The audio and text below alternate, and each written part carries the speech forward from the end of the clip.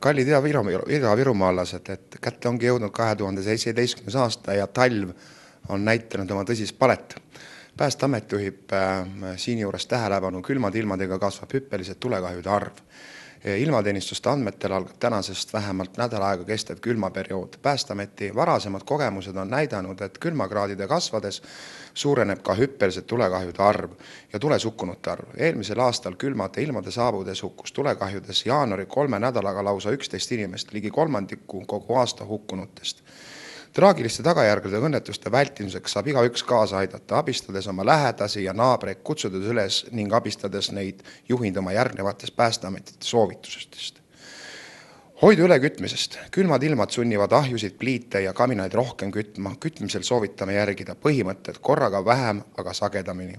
Ahju, pliidi ja kamina läheduses ei tohi olla mööblit, vaipu, küttepuid, pappkarpe ja muid kergesti süttivaid esemeid. Hoolega peab jälgima, et siibrid ei suletaks liiga vara.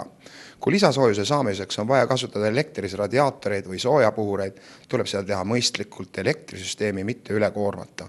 Soojapuhureid ja radiaatoreid ei tohi riideesemetega kinni katta. Hoidu toas suitsetamisest. Külma ilma korral veedavad inimesed rohkem aega toas. Päästeamet paneb südamele, et suitsetamine rõdul ja toas on eluohtlik, eriti kui seda teha voodis. Möödunud aasta jaanuari 11 hukkunust pooled olid voodis suitsetajad. Hoidu lahtise tule kasutamisest torude sulatamisel. Korralikult soojustamata torude jäätumine on sage probleem külmade saabumisel. Torustõkke külmemise vältimiseks tuleb torustikud katta lisaisolatsiooniga.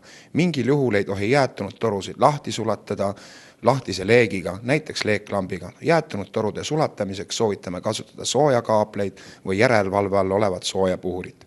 Kontrolli suitsuanduri korrasolekut. Elusid päästab ainult töökorras suitsuandur. Testi, kas sinu kodus olev suitsuandur töötab vajadusel, vaheta patarei ja pühi andurit tormu. Talvel muutuvad ohtlikeks ka värskelt jäätunud veekogud. Külmade ilmade saabumisel tuletaks inimestele meelde ja eelkõige ka lapsevanematel soovitame lastele meelde tuletada, et kui jää on tekkinud järvedele, jõgedele, tiikidele, et siis tasuks ka seal olla ettevaatlik, sest kõikides veekogudes ei pruugi veel jää olla nii paks, et see kannatab inimest ja jää võib läbi vajuda. Päästeamet kutsub üles kohalikke omavalitsusi looma oma piirkondadesse liuvälju ja hooldama ning kontrollima neid, et nii lastel kui täiskasvanutel oleks talvel võimalik ohutult uisurõõme nautida. Päästeameti Ida Päästekeskus soovib kõigile Virumaa elanikele ohutut uut aastat.